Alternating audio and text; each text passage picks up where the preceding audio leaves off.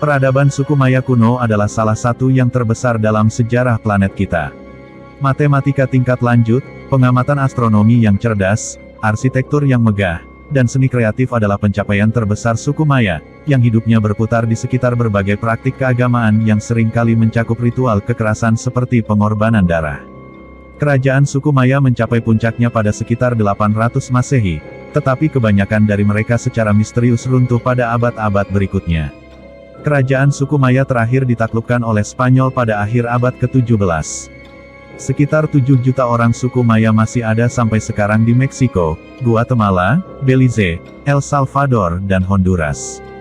Beberapa dari mereka masih mengikuti tradisi leluhur kunonya. Pertama, suku Maya sebenarnya masih ada dan hidup di seluruh dunia. Meskipun peradaban suku Maya kuno yang perkasa runtuh berabad-abad yang lalu, orang-orang suku Maya masih mendiami dunia. Faktanya, ada lebih dari 7 juta orang suku Maya yang masih hidup di wilayah kerajaan kuno saat ini.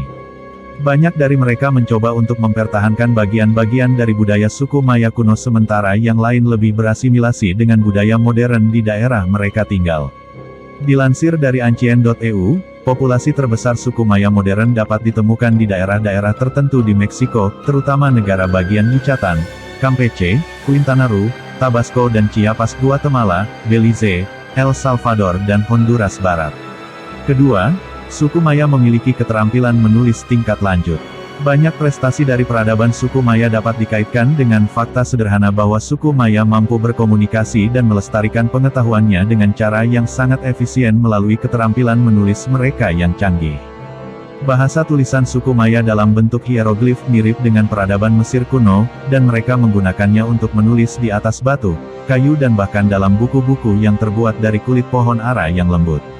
Para peneliti sebelumnya berpikir untuk waktu yang lama bahwa bahasa tulisan suku Maya dikembangkan sekitar 1700 tahun yang lalu, tetapi temuan menunjukkan bahwa itu mungkin jauh sebelumnya, sekitar 2300 tahun yang lalu. Ketiga, menurut kalender suku Maya, dunia seharusnya berakhir pada tahun 2012. Berdasarkan laporan National Geographic, kalender suku Maya adalah salah satu pencapaian terbesar dari peradaban kuno. Bukan hanya karena pengamatan suku Maya terhadap langit dan pemahaman mereka tentang waktu sangat mengagumkan pada zaman itu, tetapi juga karena kalender telah menyebabkan banyak kehebohan di zaman modern. Menurut kalender suku Maya, akhir dunia seharusnya terjadi pada tanggal 21 Desember tahun 2012, tetapi kita jelas masih di sini. Dan memang, tanggal dalam kalender suku Maya sebenarnya tidak menandakan akhir dunia, hanya akhir dari salah satu yang disebut periode penciptaan dalam kalender hitungan panjang suku Maya.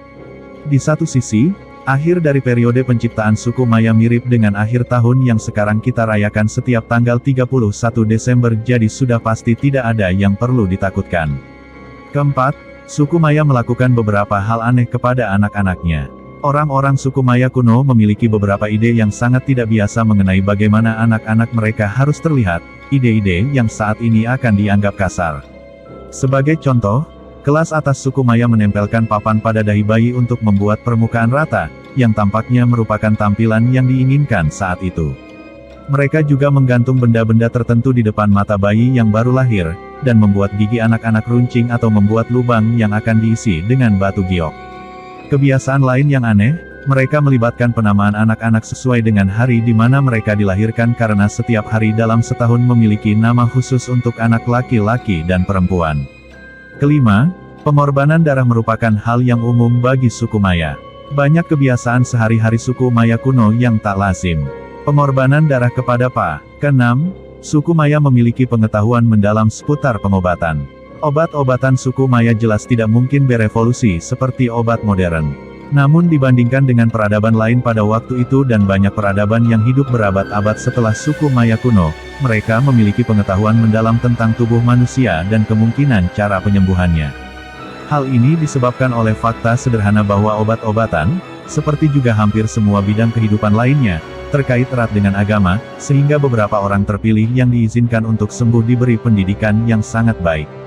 Laporan dari Al Jazeera.com menuliskan, tabib suku Maya disebut dukun, dan meskipun sebagian dari penyembuhannya bergantung pada sihir dan niat baik para dewa, mereka tahu bagaimana menjahit luka dalam menggunakan rambut manusia, menyembuhkan patah tulang, dan bahkan melakukan beberapa hal yang dilakukan dokter gigi.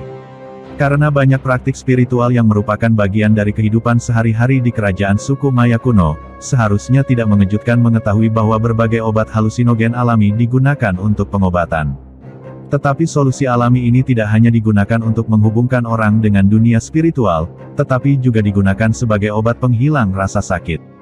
Obat alami paling umum yang digunakan suku Maya adalah tembakau, jamur, dan berbagai tanaman lain yang dapat digunakan untuk membuat minuman beralkohol. Pengetahuan luas suku Maya tentang tanaman yang dapat digunakan dalam pengobatan sebagian diungkapkan oleh tembikar dan ukiran suku Maya, yang sering menggambarkan ritual penyembuhan. Ketujuh, permainan bola secara signifikan lebih berbahaya pada masa suku Maya. Permainan bola suku Maya yang menakjubkan sangat populer di budaya zaman kuno. Jadi, apa yang begitu berbahaya tentang permainan bola suku Maya? Misalnya, bola memiliki berat sekitar 3,6 kg yang cukup untuk menyebabkan cedera serius dengan sendirinya. Selain itu, permainannya sendiri sangat kejam, memungkinkan, atau bahkan mendorong, para pemain untuk memukul dan menabrak lawan dengan kekuatan penuhnya. Tak perlu dikatakan, banyak pemain meninggal di lapangan, jadi mungkin tidak mengherankan bahwa hanya satu gol yang cukup untuk mengakhiri permainan. Kedelapan, suku Maya adalah penggemar berat sauna. Bagian penting dari budaya suku Maya adalah menjadi murni. Seperti dilansir dari olimpicotup.com, lagi-lagi kebiasaan tersebut berhubungan dengan agama mereka, jadi seharusnya tidak mengherankan bahwa suku Maya adalah penggemar berat sauna. Tentu saja, versi sauna mereka sangat berbeda dengan yang kita kenal sekarang, tetapi fasilitasnya serupa, dibangun dari batu dan memiliki lubang kecil di bagian atas langit-langit. Air dituangkan ke bebatuan panas di dalam bangunan berbatu ini dan menghasilkan uap. Mandi sauna digunakan pada berbagai kesempatan, termasuk untuk menyembuhkan orang sakit, merevitalisasi calon ibu yang baru saja mengandung anak, dan untuk membersihkan tubuh maupun pikiran seseorang agar lebih dekat dengan para dewa. Kesembilan, kehidupan suku Maya antara yang kaya dan miskin sungguh berbeda. Seperti di kebanyakan peradaban, baik dulu maupun sekarang, kehidupan orang-orang kaya di antara suku Maya sangat berbeda dari kehidupan orang-orang miskin. Raja suku Maya dan para bangsawannya yang terhormat tentu saja menjalani kehidupan yang sangat nyaman di istana-istana berbatu yang besar, memiliki semua kebutuhannya, dan mengenakan pakaian berwarna-warni dari bahan-bahan bagus dengan perhiasan. Di lain sisi, rakyat jelata harus bekerja keras mendapatkan hak mereka untuk hidup di komunitas. Sebagian besar dari mereka bekerja sebagai petani dan atau pengrajin dari pagi hingga malam serta mengenakan pakaian sederhana. Mereka tinggal di gubuk sederhana dari lumpur dan batu.